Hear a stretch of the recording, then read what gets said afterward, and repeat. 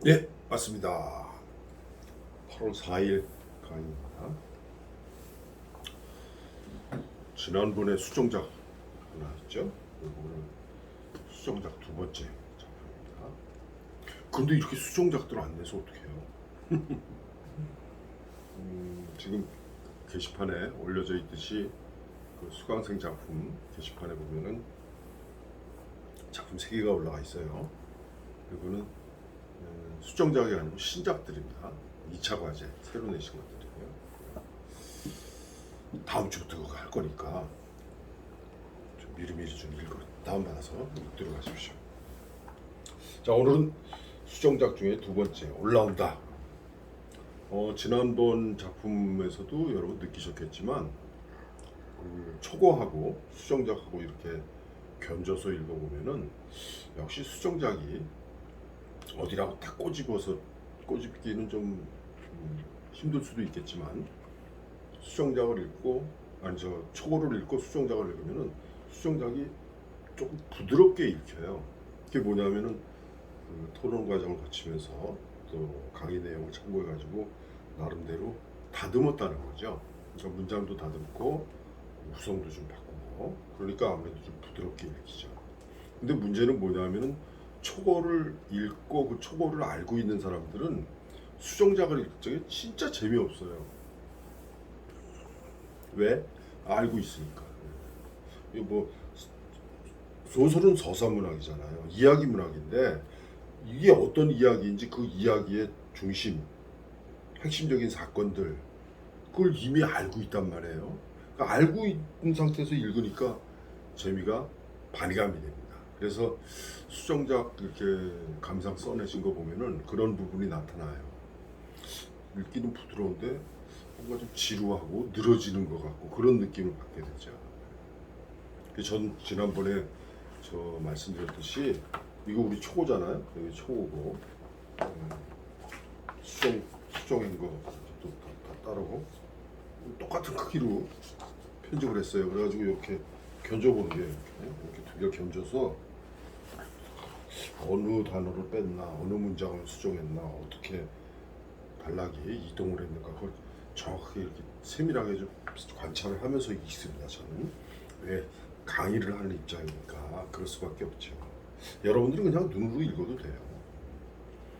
그런데 오늘 공통점이 다 뭐냐 하면은 지난번 작품도 그랬고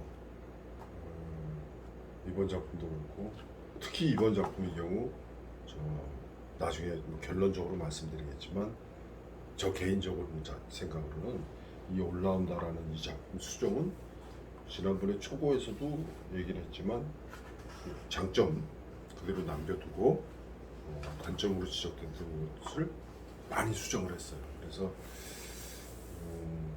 저는 아주 좋게 느껴졌어요. 그러니까 지적을 이제 크게 받은 게 뭐냐면 이제 엄마의 우울증이죠. 그걸 뭐 외할머니가 외손녀한테 막 얘기해버리고 이런 거. 그다음에 초등학교 고학년이지만 어린애가 집에서 뭐 가스홀더 점검하고 뭐 냉장고도 열고 과연 그런가? 거기에 이제 리얼리티를 부여를 했죠. 아, 이 아이는 그런 애구나. 그다음에 아랫집 남자 결말 부분에 가서 아랫집 남자가 결국엔 사고 친 거죠. 추리닝으로 나오죠. 추리닝으로 대표되는 그 아랫집 남자를 찾고 있다. 경찰이 찾고 있다. 그럼 그 남자가 무슨 사고를 친 거죠. 그것이 뭐 구체적으로 그 층간 소음 때문에 윗집 저 지금 하은이네 이사했잖아요. 하은이네 이사하고 나서 그 집에 새로 들어온 사람들하고 또 층간 소음이 있었겠죠. 독자들이 추정을 할 수 있는 것은 그 하은이가 살던 그 집에 새로 이사 온 사람하고 아랫집 그 출연이 입은 그 남자하고 뭔가 또 다툼이 있었을 것이고 결말 보내 가서는 아 무슨 사고가 났구나. 앰뷸런스가 있는 걸로 봐서는 무슨 큰 사고가 난 거죠. 누가 다친 거예요. 그 다친 정도가 어떤 건지 모르겠지만 단순 폭력인지 단순 폭행인지 아니면 뭐 상해를 입힌 건지 아니면 뭐 살인 미수인지 그건 모르죠. 모르지만 어쨌거나 경찰차도 와 있고 앰뷸런스도 와 있고 그런 것을 통해서 뭔가 큰 사고가 났구나 이런 걸 알 수가 있죠. 그런 것을 이제 저 사건이 삽입되면서 전체적으로 작품 전체 전반적으로 리얼리티도 살아 있고 그리고 또 하나 저 강점으로 지적하고 싶은 건 뭐냐면은 하은이가 느끼는 공포 올라오는 것 우리가 흔히 노이로제라고 그러죠. 노이로제 아니면 뭐 트라우마라는 말을 또 하는데 노이로제가 오히려 여기서는 좋을 것 같아요. 올라온다라는 그 생각 때문에 아랫집에서 소음 때문에 올라와가지고 그거는 엄마하고 또 뭐 싸우고 그죠. 그것들이 또뭐 아빠하고도 또 한번 싸웠죠. 그리고 또 이 하은이가 개인적으로 그 저기 집에 잠시 들렸을 적에 만났던 그 아랫집 남자 슈프닝을 입은 남자 뭐 감추고 있었잖아요. 그런 것을 그런 그때 당시 충격 거기서 오줌도 싸고 눈물도 흘리고 그러잖아요. 그런 것이 노이로제로 흔히 뭐 우리가 쓰는 트라우마라는 말처럼 뇌리에 남아 있어가지고 어른이 되어서도 마지막에 보면 그렇게 나오잖아요. 마지막에 뭐라고 돼 있어요? 그렇습니다. 나는 여전히 그 사람 앞에 서 있습니다. 지금도 그 사람 앞에 서 있는 거죠.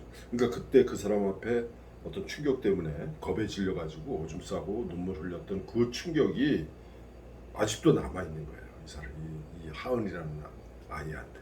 그러니까 나는 여전히 그 사람 앞에 서 있습니다. 이 마지막 문장에서 이 사람이 굉장한 트라우마, 노이로제 겪고 있구나 이런 거를 느낄 수가 있죠. 그런 것이 그 하은이가 느끼는 공포가 더 여실하게 진짜 독자들도 그런 공포를 느낄 수 있게끔 그렇게 문장이 다듬어져 있어요. 서술도 그렇게 되어 있고 그래서 제가 지난번에 이 작품 초고할 적에 이 작품을 좀 수정을 해서 잘 수정해가지고 부천 신인문학상에 응모했으면 좋겠다 그랬는데 미리 좀 말씀드릴 거예요. 부천 신인문학상 마감했어요. 7월 말에 마감했습니다. 응모하셨는지 모르겠네.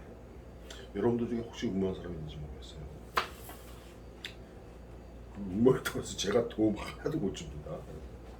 관여하지 않습니다. 과거에 제가 부천 신인문학상 운영위원을 하면서 심사위원도 하고 그랬는데 지금은 전혀 관여를 안 하고 있습니다. 다만 좋은 작품이 있으면 이제 응모해보라. 이런 신인문학상이라든가 아니면 저 문예지 하는 거 있죠? 문예지 하는 거. 그다음에 또 이제 겨울 오면은 11월 되면 신춘문예도 있잖아요. 어떤 사람의 경우는 뭐 택도 없는 작품 가지고서는 신춘문예 하겠다고 이제 봐달라고 그러는 사람이 있는데 뭐 자기 자신이 느낄 거예요. 이 정도는 한번 해보자. 해보도록 했어요. 괜찮습니다. 근데 저는 신춘문예에 응모해가지고 당선되면 참 좋죠. 좋지만 저는 그런 얘기를 해요. 작가가 되고자 하는 거. 그러니까 소설가라는 이름을 얻는 거. 그거는 크게 중요하지가 않아요. 요즘은 그 이제 데뷔하는 그런 어떤 과정이 여러 갈래가 있어요. 다양합니다. 정한되면 그냥 내가 소설책 내면 돼요.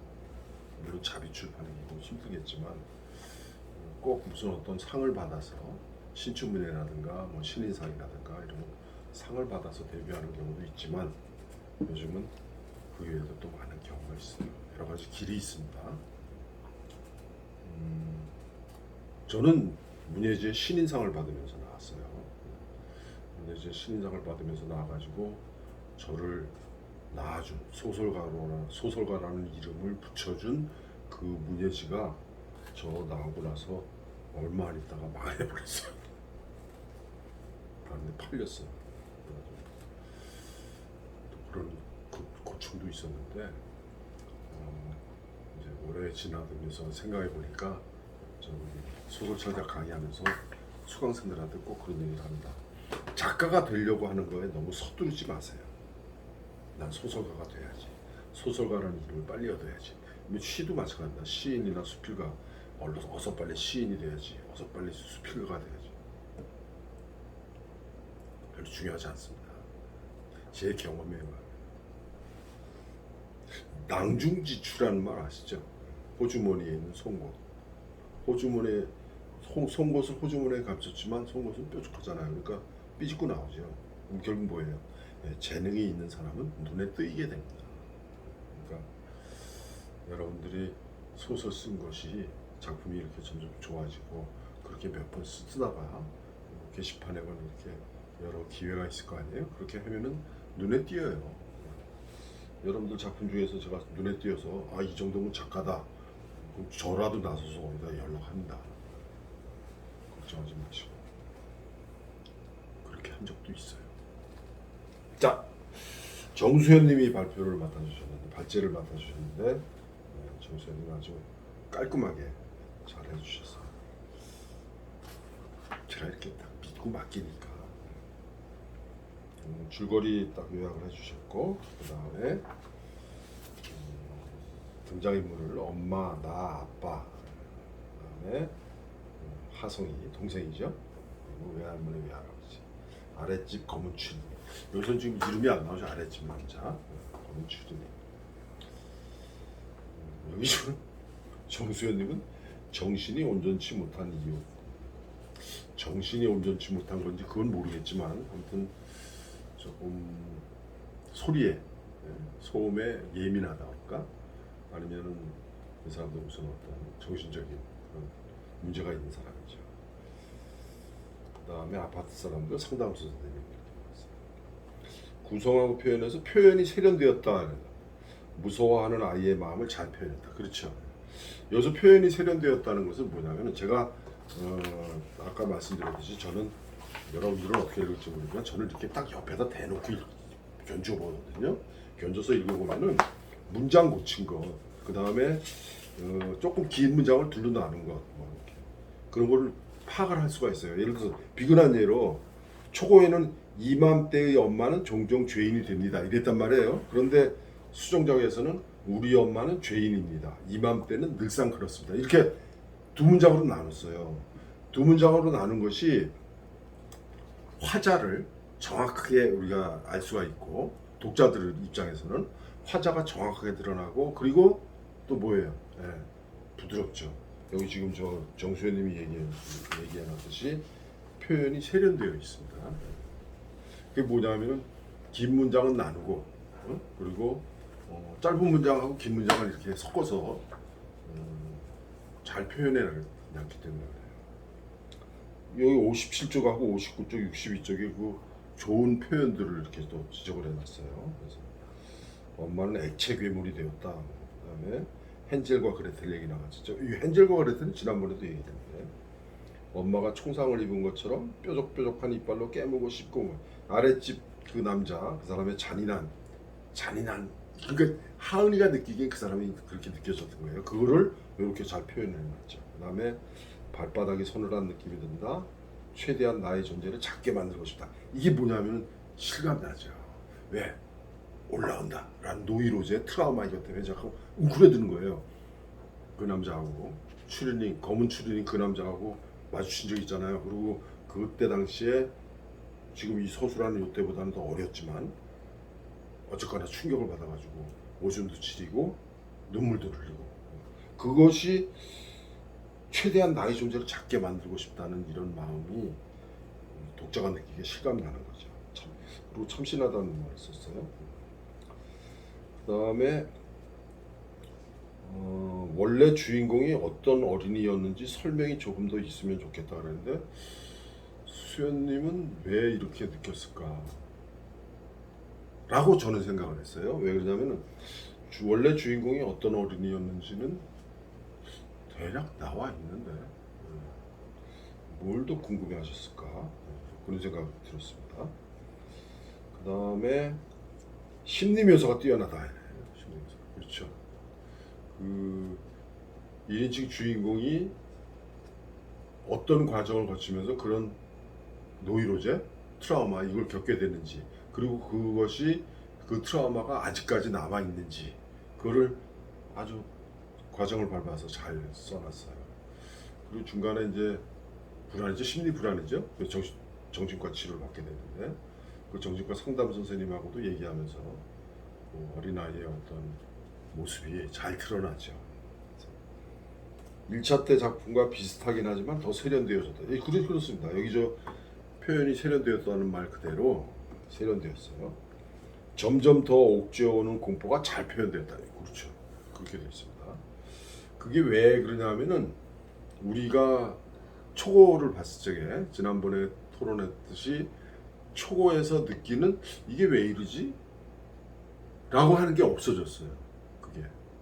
그게 없어지다 보니까 아주 부드럽게 그냥 넘어가는 거죠. 그래서 여러분들은 어떻게 느꼈는지 모르지만 저는 네, 수정 잘했다. 참 잘했다. 이 정도 수정하는 걸로 봐서는 다음에 또 이거를 다시 한번 이렇게 점검을 한다면은 이것보다 더 완벽에 가까운 그런 작품이 아주 멋진 작품이 나올 수 있겠죠, 그죠? 또 그럼 이 사람의 신작도 기대가 되는 거죠. 어떨까? 자, 그 다음에 김정희님이 김정희님은 좀 일찍 올려주셨어요. 근데 김정희님 초고를 안 읽으셨으니까 저 보셔서 아시겠지만 게시판에 감상 올리시면서 초고를 못 읽었다고 써놨어요. 초고가 어디 있는지 모르겠다. 층간 소음으로 올라오는 아랫집에 엄마는 죄인일 수밖에 없습니다. 이렇게 줄거리를 이렇게 요약을 하시고 등장인물 이제 정리한 다음에 사건 중심으로 구성했습니다. 작은 사건부터 시작해서 점점 사건이 커져서 결국은 아이가 공포심에 질리는 상황까지 갑니다. 이 작은 사건에서 큰 사건으로 나갔다. 어린아이 싸움이 어른 싸움이 되고 이게 아니라 여기서 말하는 작은 사건부터 시작해서 점점 사건이 커졌다. 이게 아닙니다. 이게 아니고 그 사건이 연속해서 일어나면서 점점 화자가 느끼는 이 소설 속에서의 화자 1인칭 주인공이죠. 1인칭 주인공 하은이가 느끼는 공포가 점점 크게 드러나고 그 윤곽이 우리 독자들에게 딱 들어온다, 느껴진다, 공감이 간다 이렇게 된 겁니다. 그래서 작은 사건, 큰 사건은 아닙니다. 우리들은 흔히 그걸 심화라고 그러죠. 심화. 그 다음에 표현 문장이 이해하기 쉽습니다. 부럽습니다. 김정희님은 이 작품을 쓰신 분, 올라온다 쓰신 분의 문장력을 표현이 부럽습니다. 단문 다음에 장문이 오는 형식으로 표현했습니다. 예, 간단하게 뭘 제시하고 그것도 설명을 쭉 하고 좋은 기법입니다. 그 다음에 주인공 시점이 아닌 관찰자 시점이므로 소설입니다. 근데 김정희님은 이걸 왜 관찰자 시점으로 보셨을까? 그럼 김정희님이 느끼기에 이 작품의 주인공이 누구예요? 주인공 시점이에요. 하은이가 주인공이에요. 하은이 입장에서 엄마도 얘기하고 아빠도 얘기하고 하성이도 얘기하고 그다음에 저 아랫집 남자도 얘기하고 그다음 저 상담 선생님도 얘기하고 하은이의 시각으로 다 얘기를 하는 거예요. 하은이가 주인공. 그러니까 여기 관찰자 시점이라고 하는데 이 관찰자 시점이 아니라 1인칭 주인공 시점입니다. 착각하시면 돼요. 그 다음에 엄마는 나를 상담치료센터에 데려갔습니다. 이 부분이 갑자기 상담치료센터 얘기가 나와서 붕 뜬 듯한 기분이었는데 보니까 뒷부분 보니까 이해가 된다. 요걸 방지하기 위해서 사실 저도 그런 생각을 했는데 읽다가 상담치료센터에 가는 게 좀 뜬금없어요. 물론 나중에 이제 그 읽어보면 나오지만 상담치료센터에 가게 되는 어떤 이야기가 앞에 한두 문장이라도 언급이 됐으면 좋겠어요. 내가 엄마가 아랫집에서 그 남자가 올라와서 엄마하고 다투고 그런 것이 몇 번 나오고 인터폰이 오고 그 다음에 저 엄마의 반응을 보면서 나 또한 불안해하고 그럴 적에 내가 불안해하는 그 모습을 엄마가 보고 뭐라고 그러는 거죠. 넌 왜 이러냐. 그럴 적에 뭐 어떤 공포라든가 뭐 이런 걸 해야죠. 그리고 아랫집에서 누가 올라오지도 않았는데 인터폰이 오지도 않았는데 다른 무슨 전화벨 소리에 아니면 무슨 다른 소리에 깜짝 놀래가지고 뭐 이런 거, 얘 이상하다, 왜 이러니? 그러고서는 엄마가 걱정을 해줘야죠. 그래서 너 한번 가서 병원에 가보자. 신경 과민이잖아요. 그러니까 그런 것이 앞에 살짝 언급이 되고 그 다음에 결국에는 끝내는 엄마가 나를 상담치료센터에 보냈습니다. 이렇게 돼야 되겠죠. 아니면 엄마가 데리고 가는 거죠. 그래서 엄마는 나를 상담치료센터에 데려갔습니다. 이 부분이 갑자기 상담치료센터 얘기가 나와서 뜬 듯한 기분이 들었는데 뒷부분을 읽어보니 이해가 됐습니다. 그렇죠. 그런데 여기서 조금 더 나아간다면은 앞부분에 그런 얘기가 한두 문장 있는 게 좋다. 그러면 자연스럽죠. 그러니까 내가 볼 적에 1인칭 주인공이 엄마를 관찰했을 적에 엄마가 좀 예민하고 마음도 약하고 지금 이 수정작에서는 우울증 이런 얘기가 없어요. 그러니까 어떤 그 아랫집 남자가 자꾸 그 소음 때문에 항의하는 거, 그 문제로 자꾸 신경이 좀 예민해지는 거죠. 엄마도 그렇게 예민해지는 걸 보면서 하은이도 예민해지고. 근데 엄마는 어른이고 하은이는 애니까 이 애가 더 겁에 질리고 이렇게 돼야 돼요. 그러면 겁에 질린 그걸 보고 아이고 얘 이상하다. 그런 게 한두 문장 나온 다음에 결국엔 엄마가 걱정이 되었는지 나를 좀 상담치료센터에 데려갔습니다. 이렇게 돼야 되겠죠. 그게 나온다면 진짜 완벽한 거예요. 그 다음에 1인칭 관찰사 시점, 사건의 서술이 적절한다는데 1인칭 관찰사 시점 아닙니다. 1인칭 주인공 시점이에요. 그 다음에 제목도 적절하다. 아랫집 사람이 올라온다, 화가 치밀어 올라온다, 스트레스가 올라온다, 뭐가 올라온다. 꼭 아랫집 남자만이 아니라 화가 치밀어 올라온다, 그다음에 스트레스가 막 올라온다, 그렇게 이 올라온다를 여러 가지로 이렇게 해석할 수 있다. 좋은 생각이에요. 그렇게도 느낄 수 있겠죠. 그 다음에 발제자가 느끼는 감상에는 이제 결국 우리도 주변에서 많이 겪잖아요. 그리고 지금 현재 여러분이 또 그런 거 겪을 수도 있죠. 층간소음. 저도 예전에 그런 적이 있었는데 저는 아랫집이었어요. 아랫집. 윗집에 내가 어느 정도는 이해하고 애들이 있는데 그렇지. 우리 애들 뛰고 그러는데 그래서 애들을 주의시키면서도 윗집에는 진짜 밤에 1시, 2시에 뛰어다니는데 미치겠더라고요. 그래서 싸운 적도 있어요. 저도 그 경험이 있습니다. 그거를 왜 아이들에게 야단을 쳐야 할까? 오히려 건설사에 항의하는 게 맞는 게 아닐까? 이 우리나라의 건설붐이 일어나고 이 주택보급이 확 늘어나면서 우리나라 주택보급이 가장 많이 늘어난 때가 저 80년대 후반이거든요. 90년대 초까지 노태우 정권 때예요. 이때 500만 호 짓기 아파트도 엄청 지었죠. 그러면서 그때 건축 시행령을 조금 이렇게 수정을 해가지고 여러 건설 회사들이 건축을 쉽게 하도록 만들었어요. 그래가지고 층간에 바닥 있죠. 그렇죠. 그 두께를 좀 조절을 했어요. 좀 얇게 해도 되고. 그래 놓으니까 이제 그리고 이제 건축비를 더 낮추기 위해서 적게 들게 하려고. 결국에는 건설회사의 수익이죠. 그래가지고 지금 그때 당시에 지어진 집, 그러니까 90년대, 2000년대 들어설 때까지 지어진 집들은 대부분이 층간소음에 시달립니다. 그런데 요 근래에 지어진 집들은 요 시행령이 강화돼가지고 요 근래 지어진 집들은 그 층간소음 그거를 규제를 하죠. 그걸 좀 방음할 수 있도록 이렇게 하고 있는데 결국 층간소음 없게 집을 지을 수는 없을까? 사실은 층간소음은 없을 수가 없어요. 이걸 1m로 한다고 해도 결국에는 소리는 울리게 되어 있으니까. 그리고 좀 여러분들도 느끼셨겠지만 내가 느끼기엔 바로 윗집에서 뛰는 것 같은데 사실은 옆집이나 몇 집 건너서 그 집에서 뛰는 게 나한테까지 이렇게 전도돼 가지고 건물 바닥에 의해서 전도돼서 느끼는 경우도 있어요.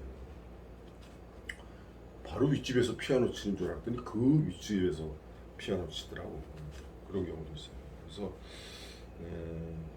건설사의 이윤이 어마어마할 것 같은데 이윤을 줄이더라도 층간 소음 없게 집을 지을 수는 없을까? 있겠죠. 아무래도 줄일 수는 있겠죠. 그런데 이제 지금 현재 한 20년 이렇게 됐고 안팎된 그런 주택들의 경우에 주택도 마찬가지, 빌라도 마찬가지예요. 아파트는 더 심하고 그런 소음이 있습니다. 그래서 아이가 심리 치료까지 받아야 하는 상황이 안타깝다. 소설이지만 현실처럼 감정이입이 되어 읽었다고. 그렇죠. 그다음에 김정희님 저 수정작 아니 초고 찾으셨는지 모르겠어. 저 수강생 작품 그 게시판에 다 있습니다. 그다음에 이정희님 엄마의 우울증 서술이 사라졌죠. 그렇죠. 엄마의 우울증 이거 잘 빼는 거예요. 그거 저기 엄마의 우울증은 따로 얘기해도 돼요. 다른 작품, 독립된 다른 작품에서 여기에는 어울리지가 않습니다. 엄마의 우울증 설정이 없어졌는데 그로 인해서 엄마의 부각도가 좀 줄어들지 않았나 생각됩니다. 줄어들었을 수 있죠. 초고에 비해서는 줄어들었다고 말할 수가 있어요. 그렇게 느낄 수 있지만 사실은 여기서 이 작품에서 올라온다라는 이 작품에서는 엄마가 주가 아닙니까? 엄마는 뭐예요?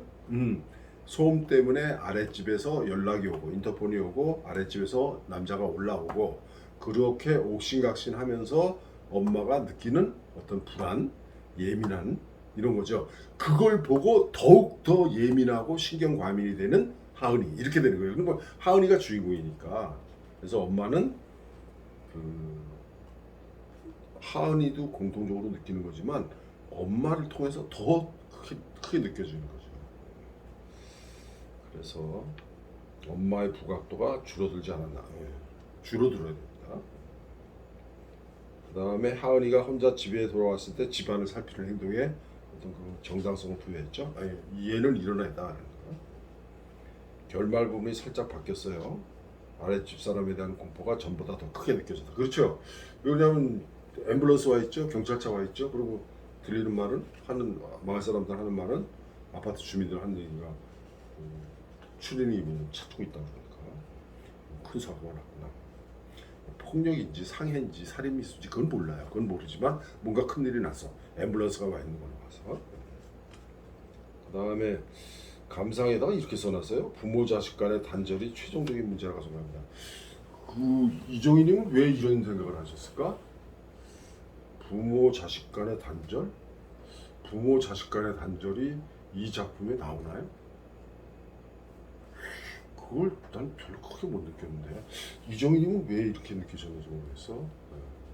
저는 여기서 지금 저 하은이하고 엄마하고 하은이하고 아빠의 경우에는 하은이하고도 뭐 이렇게 관계도 있지만 아들인 저 막내죠 하성이하고는 잘 놀잖아요. 시간이 없어서 그렇지. 그리고 하은이하고 엄마도 그렇게 뭐 단절된 건 아니에요. 그렇게 봤을 적에 제 생각에는 이 작품에서 우리가 눈여겨봐야 할 것은 뭐예요? 부모 자식 간의 단절보다는 결국에는 아랫집하고 윗집하고 문제. 그리고 그 아랫집이 층간 소음에 항의를 하는데 그 항의에 대처하는 엄마의 방식, 아빠의 방식. 그리고 그것을 바라보면서 느끼는 하은이의 예민한 성격. 그리고 그것 때문에 느낀 공포.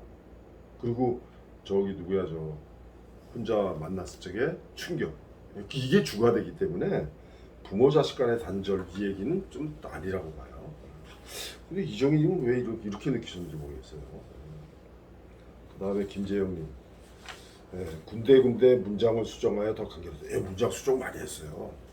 저는 이렇게 딱 견줘서 보니까 수정된 게 딱 보여요. 그 다음에 엄마에 대한 거, 임신으로 인해서 공부 중단한 것, 그 다음에 우울증에 대한 부분 이거 삭제했죠. 부드러워요. 그러니까 지난번 초고에서 여러분들 봤다시피 초고 쪽에 얘기를 했지만 어떻게 됐어요? 아니 우울증인 거 외할머니가, 그러니까 엄마 입장에서 친정 엄마죠. 친정 엄마가 외손주한테 다 얘기해버리고, 이게 이상하죠. 그 다음에 같은 지적이에요. 아파트 여기저기를 점검하는 행동 자연스럽게 나왔죠, 하은이가. 그러니까 하은이는 흔히 저 어려서부터 엄마를 도와서 집안일 잘했고, 그 다음에 이렇게 어디 외출할 적에는 이렇게 전기 끄고, 그 다음에 뭐 냉장고 제대로 닫혔는가, 그 다음에 흔히 얘기해서 가스 점검, 전기 점검, 그런 걸 평소에 그렇게 했던 거예요. 엄마가 시켰는지 아빠가 시켰는지 모르지만. 그러니까 흔히 말해서 이 집안일을 할 적에 살림을 하는 거 보면은 우리가 어린애들이 살림하는 거 보고서 애어른이라고 그러잖아요. 그러니까 그 면에서는 애어른이에요, 애가. 그러나 이제 공포를 느끼는 거나 이런 거는 그 아랫집 남자하고 처음 만나서 오줌 지리고 눈물 흘리고 이런 거는 그 공포니까 그건 어린애죠.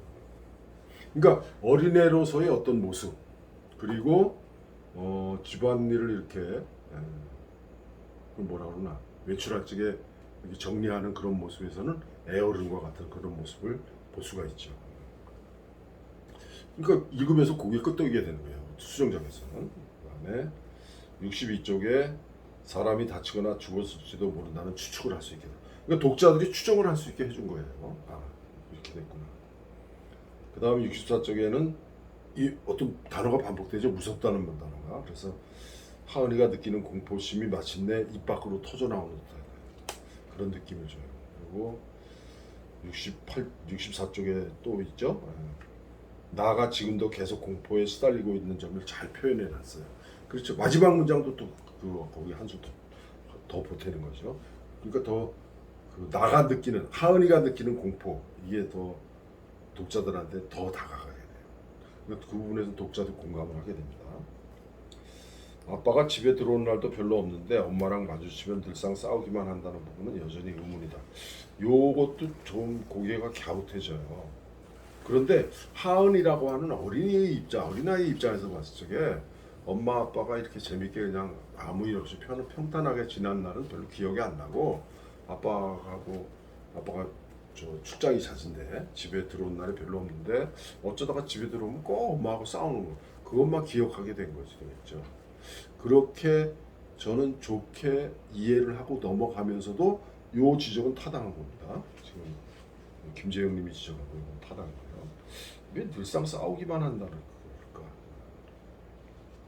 그러면 늘상 싸운다면 아빠한테 문제가 있는 건가? 엄마한테 문제가 있는 건가?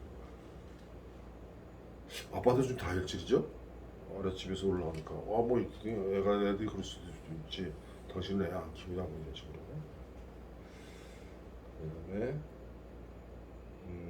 아빠의 무기력한 엄마 사이에서 눈치를 본다든지 무서운 이웃 남자로 인해 공포에 떠는 어린 아이의 모습, 하은이의 모습이 실감이 난다.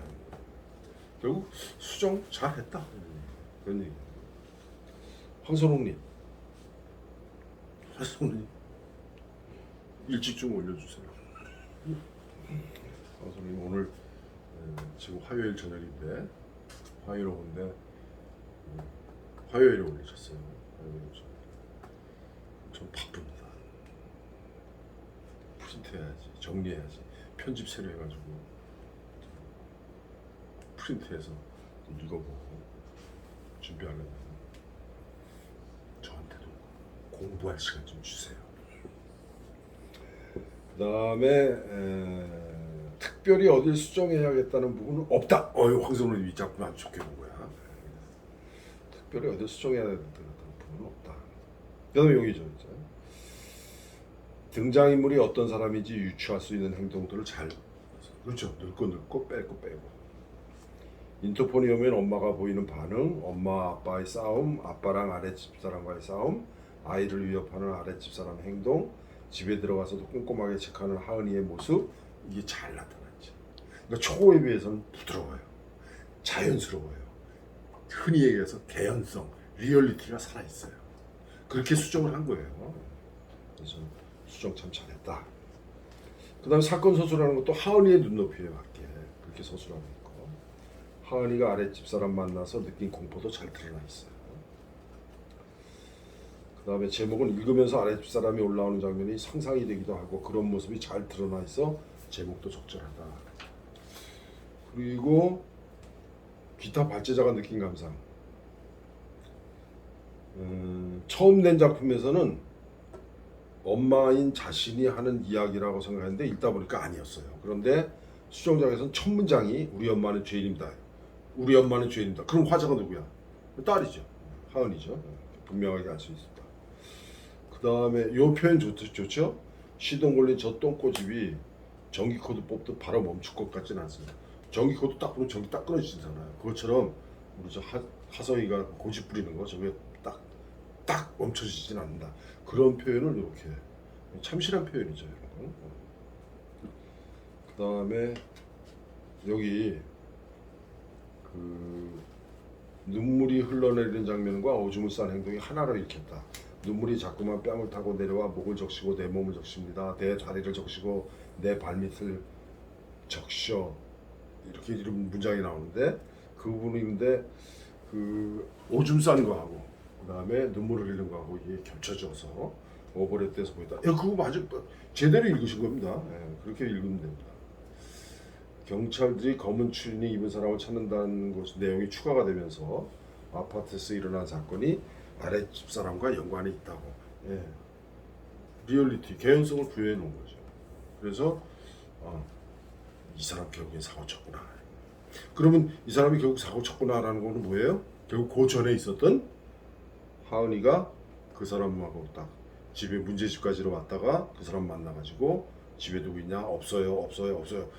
그거 그렇게 반복되는 공포 그리고 느낀 저 공포심에 오줌 지리고 눈물 흘린 거 요게 딱 오버랩이 되죠. 결국 이 남자 사고 쳤구나. 첫 페이지는 처음 쓴 작품이 더 가독성이 좋다. 첫 페이지는 처음 초고가 더 가독성이 좋았다.